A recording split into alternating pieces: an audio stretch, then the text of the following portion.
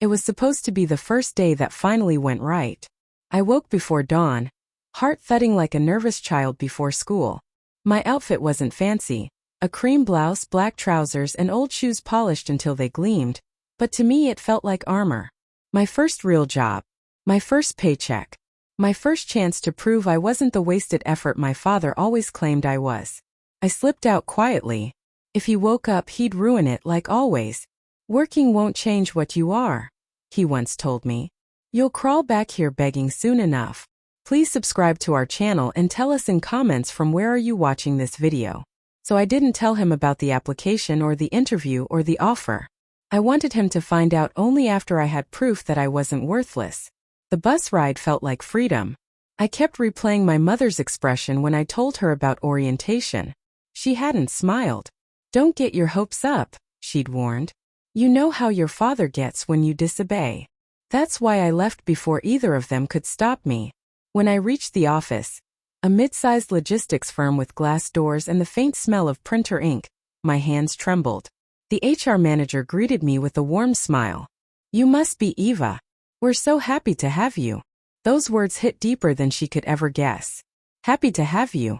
No one in my family had ever said that. My cubicle was tiny, but it felt perfect. My own desk, my own chair, my name printed neatly on a badge. Pride stirred in my chest, quiet and new. I took a deep breath and texted Mom. I made it. She never replied. An hour later, I was learning the system, helping a coworker print forms, settling into rhythm. Then my phone buzzed. Dad. His name made my stomach twist. We hadn't spoken since the night he called me a freeloader in heels. I hesitated, then answered softly. Hello. Where are you? His voice was cold, clipped. The kind that meant he already knew. I'm at work, Dad, I said carefully. At what? I got hired at a logistics company. It's just data entry for now, but... He cut me off. You think you can go behind my back and play professional? You don't even pay rent in my house. I was going to tell you. Don't bother, he snapped. I'll come see this circus myself. Before I could reply, the line went dead. My hand shook so hard I nearly dropped the phone. He wouldn't actually come, I told myself. He liked to control with fear more than action. I was wrong. 20 minutes later, I saw him through the glass doors. Old brown jacket. Shoulders squared like he owned the place. Eva, a coworker whispered. Do you know that man? I barely nodded before he shoved the door open. Sir, you can't. The receptionist began. Move, he barked. He came straight for me. So this is what you do now? Playing office worker. Dad, please. He grabbed my collar, jerking me to my feet so fast my chair rolled back. The entire office froze. Leeches don't earn money, he shouted. You think a keyboard fixes uselessness? Sir, please, this is inappropriate, the HR manager said, stepping in. He sneered at her. You pay her for what? Pity. Dad, stop. My voice cracked. Every pair of eyes burned into me. Every whisper cut like glass. You don't belong here, he hissed. You'll always crawl back to the people who feed you. Then he ripped off my badge and threw it to the floor. The HR manager stood her ground. You need to leave, sir, or I'll call security.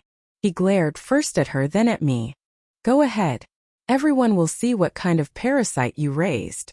And then he walked out like he'd won. I stood frozen. My blouse wrinkled, throat tight, badge face up on the floor. My name staring back like proof of the life I'd almost had. A woman from accounting, kind eyes, mid-30s maybe, placed a hand on my shoulder.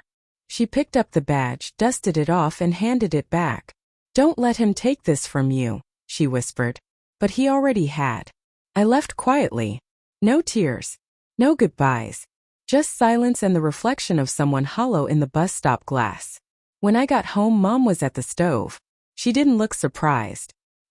He told me what happened, she said flatly. You knew he was coming, I whispered. She sighed. He just wants what's best for you, Ava. You know how he is. Yeah, I said bitterly. I do. That night, I lay staring at the ceiling. My badge sat on the nightstand. I traced my name until the letters blurred. He thought he'd shamed me into silence again, but something shifted inside me. If he thought I was a leech, maybe it was time he learned what it feels like when someone cuts off the host. He stole my pride in front of everyone. I'd take his power in front of him, and he'd never see it coming. The next morning the humiliation still ached. Not pain but pressure. I didn't cry. The tears had hardened into something sharper. By the second day I went back to the office. Didn't tell Mom. Didn't care. The HR manager looked surprised. Eva, you don't have to. I do, I said. You told me I got the job, right? She nodded. You did. Then I'm here to work. And I did. Every single day. I stayed late, learned fast, helped others. Each task reclaiming a piece of the worth he tried to strip away. At home, Dad pretended nothing had happened. He'd sit watching TV smug, acting like the world owed him. Mom served him first, as always. Sometimes he'd glance up and say, "Didn't last long, huh?" "I still work there," I'd reply softly. He'd smirk. "Don't get comfortable. They'll see what you really are." I used to shrink at those words. Not anymore. Months passed. I saved quietly, built something small mine. He never noticed. He never noticed anything that didn't serve him. One night over dinner, he started his usual rant about his pension, his loyalty, his years of real work. He counted his money, laughing. "This is power, Eva. Not that office nonsense. This is respect." Mom nodded, silent. Something inside me hardened. That night I researched. My job handled documentation, pensions, benefits, employee accounts. I learned the systems, the loopholes, the dependencies. Then I saw a familiar name buried in one of the records. His. Same address. Same date of birth. Same arrogance funding his control.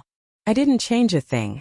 I just learned everything, how it worked, how fragile it really was. The next morning he complained about a delay. "Idiots can't do their jobs," he muttered. "Maybe you should talk to them politely," I said. "Sometimes people stop helping when you treat them badly." He glared. "You think the world runs on manners? It runs on fear." I smiled faintly. "Maybe your world does." He didn't understand. He never did. Weeks later I started a small side project, helping elderly clients navigate pension issues, paperwork, confusion. It wasn't much, but it grew fast.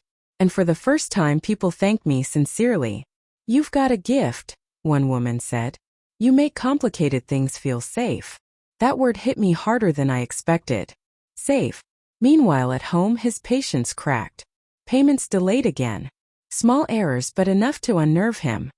He called the bank, cursed staff, yelled at machines, then threw the phone. Mom tried to calm him. "It's probably temporary. It's those useless clerks," he barked. No backbone, no work ethic. I kept my head down, hiding a small, dangerous smile. For once he was the helpless one. The one waiting. The one powerless. At dinner he glared. "You look smug. What's so funny?" "Nothing," I said quietly. "Just thinking how fast respect disappears when people stop fearing you. Watch your tone. Maybe you should watch your karma." He twitched but said nothing. I stood, took my plate to the sink. "You know, Dad," I said evenly, "you called me a leech. But right now, I'm the only one earning here." Silence. Beautiful, heavy silence. He didn't know it yet, but his lessons about fear and control were about to turn against him. 2 weeks later a letter arrived. I heard him tear it open, then silence followed by a crash. "What is this?" he barked. "They're saying my pension's on hold pending verification. Who did this?" I looked up from my laptop. "Maybe it's the system catching up," I said calmly. He glared. "Don't get smart with me, Eva." "I'm not," I said. "Just stating facts." He stormed off, yelling into phones, demanding managers. But the system had evolved quietly, efficiently. Nothing illegal. Just accountability. That night, I found him pale on the couch. Mom wringing her hands. "They said it could take months," she whispered. "He won't have income until then." He glared at me. "You think this is funny? Seeing me like this?" I set my glass down. "No. I think it's fair." He blinked. "You dragged me out of my first job like I was filth. You called me a leech. You made sure I'd never forget that humiliation." I stepped closer. "Now you'll remember this feeling too, needing something, and realizing the only person who knows how to fix it is the one you tried to break." He opened his mouth but no words came. Mom started to speak. I stopped her with a look. I'll help him eventually, I said. But first he needs to sit with what he created just like I did. A week later I moved out. Not far, just enough to breathe. My savings covered a small apartment near work. I even got promoted to assistant coordinator. Every month I sent Mom a little money, not because they deserved it, but because it reminded me I could do good without being like them. Sometimes, walking past the pension office, I'd see men like him, red-faced, furious, blaming the world. And I'd think, no, you just ran out of people to blame. He taught me that fear controls people. But I learned that silence used wisely controls outcomes. And now, every time I cashed my paycheck, I smiled. Not because I'd hurt him, but because I'd finally stopped letting him hurt me. That was my real revenge. Not taking his pension, but taking back my power. Please subscribe to our channel and tell us in comments from where are you watching this video.